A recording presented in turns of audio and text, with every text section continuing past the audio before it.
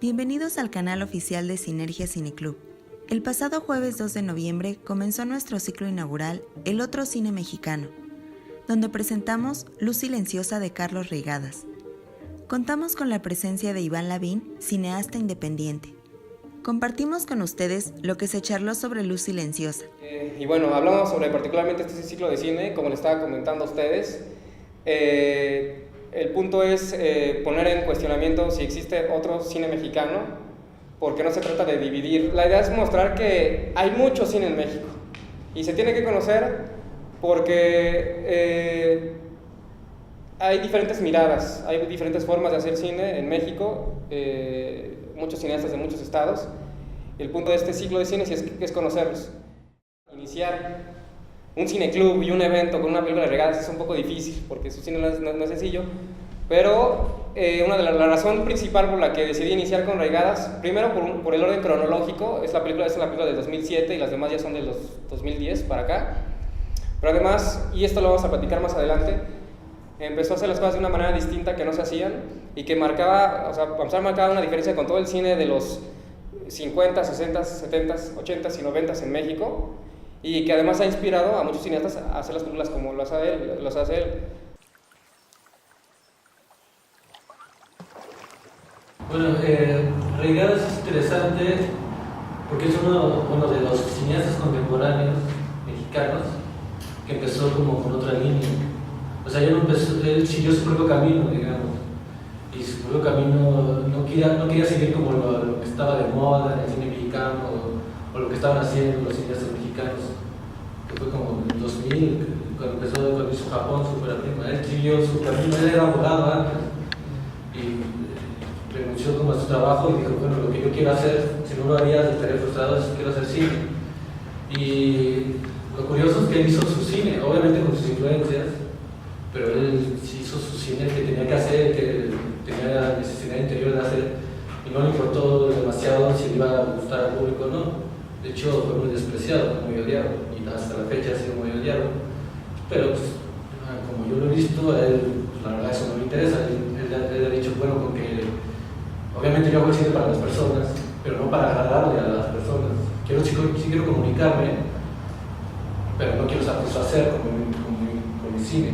Entonces él dice, bueno, porque 2 o 3 personas hayan tenido esta comunión, este contacto, yo me doy por bien servido. Sí, y su cine tiene mucho de lo que él ha vivido, obviamente, que es crecer con este ámbito social, su familia, la clase alta, digamos, y la otra clase. A él le interesan mucho las clases sociales, ¿no?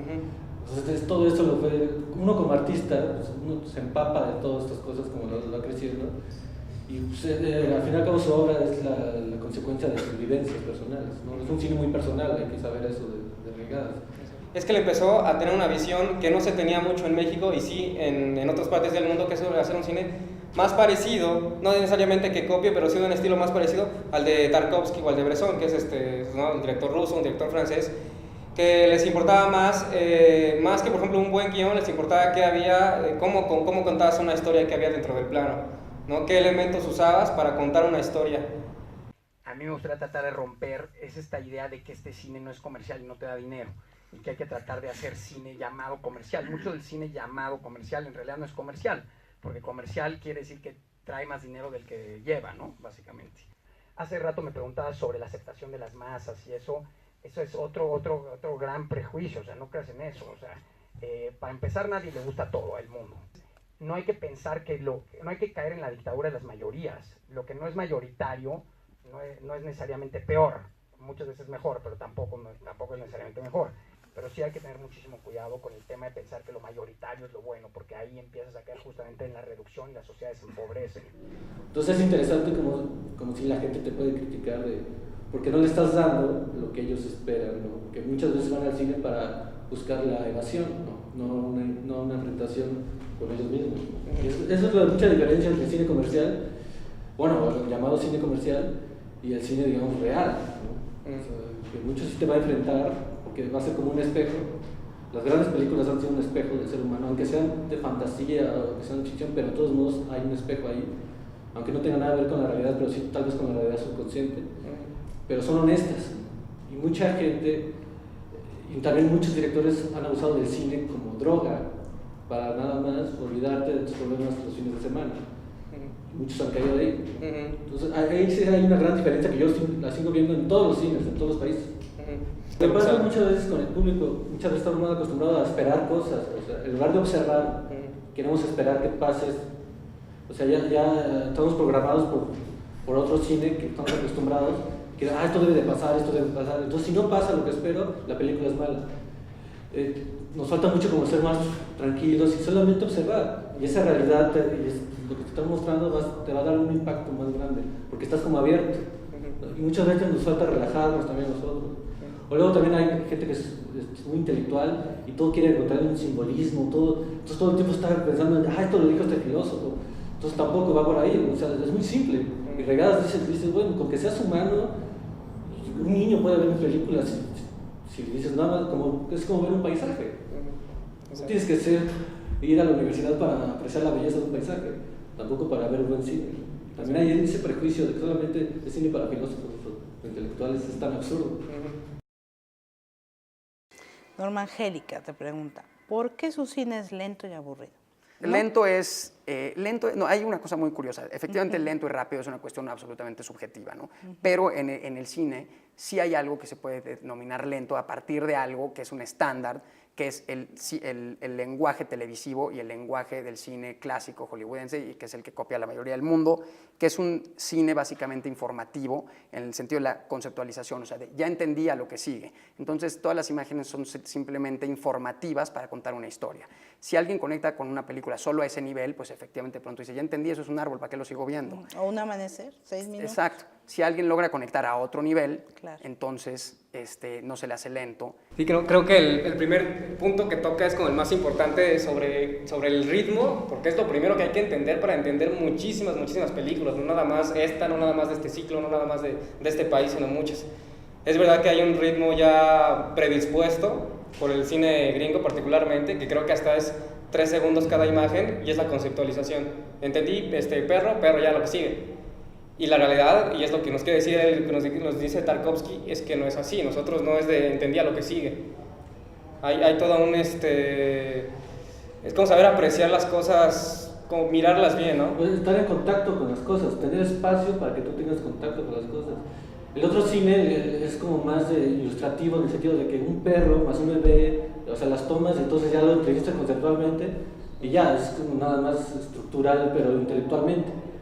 Si yo pongo un gato y lo pongo no media hora, pero 10 minutos, entonces ya empiezo a tener un contacto ya más libre, ya no me están diciendo qué pensar acerca del gato, ya no me están diciendo que es un concepto, nada más gato significa esto, y ya, más bien estás viendo la realidad más directa.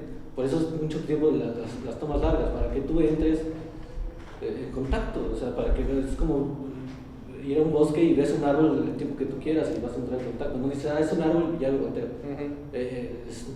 Al fin y al cabo el cine es como, te voy a contagiar de una realidad y quiero que la sientes. Un hombre que tiene todo el peso encima de su religión y de su familia. Su propio padre es un predicador, o sea, una especie de sacerdote protestante. Y o sea, a fin de cuentas es una película muy sencilla, es un guión muy sencillo, y aparte es un guión súper bien estructurado. Es lo que la gente luego no entiende. Dice, yo me molestaba mucho cuando estaba leyendo artículos, decían una película experimental. Esta película no es nada experimental, es un concepto terriblemente equivocado, crees que es experimental. Ni siquiera en el montaje, en nada es experimental, al contrario, es muy bien estructurada, pero por supuesto contada con el ritmo que tiene que contar. Algo muy curioso, es cuando dijeron el guión, a veces un hombre que engaña a su mujer o que está enamorado de otra mujer que no es su mujer. Eso es la trama de todas las novelas. Exacto. O sea, eso le dijeron, dicen, pues sí, pero no se trata de eso, se trata de qué hay detrás, dentro de eso. Eso es muy interesante porque muchos maestros de cine dicen, la historia es lo importante. O sea, si tú tienes una buena historia, no tienes una buena película. Y no, aquí es una historia súper convencional, pero es más bien cómo la hizo y qué hay debajo de esa historia. No, o sea, cuando el valor del cine es únicamente de lo que trata, entonces estamos más apegados a la literatura y al teatro, porque ahí sabéis cómo está pasando. Claro. El poder del cine, como ya han mencionado muchos, incluyendo Tarkovsky, es más apegado a la fotografía y a la pintura, porque es la misma imagen, son los poderes que tú tienes incluso con la imagen de contar. Sí. Muchas de las cosas que no te cuentan historia. Ajá, exacto. Por ejemplo, el momento donde están los niños bañándose en el lago, ahí esto no era relevante para la trama, o sea, podía pasar o no pasar, no cambiaba para nada la trama. Regadas le vale madre la trama y dices, vamos a ver cómo los niños se bañan, cómo nadan, porque eso es mucho más interesante. Pero sí Regadas toma mucho la decisión de no usar actores profesionales, que como menciono es algo que ya después usa Pereda, que Amado Escalante en películas como Eli, tomó actores que, o sea, bueno, no eran actores en el momento, ya después algunos estudiaron actuación, otros no. Pero cada quien no crean que todos lo buscan con los mismos motivos, o sea, No. cada quien tiene sus motivos. Sí, de hecho ya conforme pasan los días hablaremos de las diferencias entre Regadas, Pereda, Escalante, bla, bla, bla, bla. Para mí es el cine con la edición, con la historia, con la presencia que va creando al personaje más que al actor, con su técnica. A mí lo que más me interesa es la presencia física y finalmente, si quieres, espiritual o energética del sujeto. Entonces, si uno actúa, si uno pretende que es el menonita enamorado, entonces él automáticamente para mí pone un bloqueo y ya no emana totalmente la energía de este sujeto. Desde la experiencia que tengo en la publicidad y en algunos documentales, siempre trabajé, o casi siempre trabajé con no actores.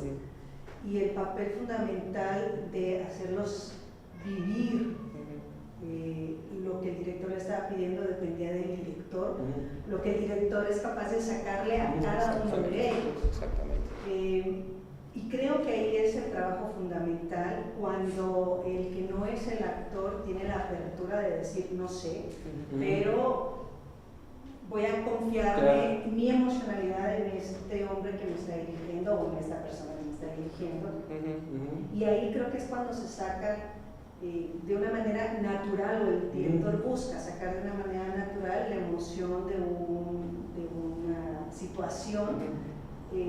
Sí noté que no era efectivamente los mega grandes actores, pero que había una dirección hacia la emoción de cada uno. Me gustó mucho que no tenía maquillaje, por ejemplo, mucha naturalidad en eso, que había una guía natural ahí. Creo que es trabajo fundamental, no del personaje, sino del director. Exacto.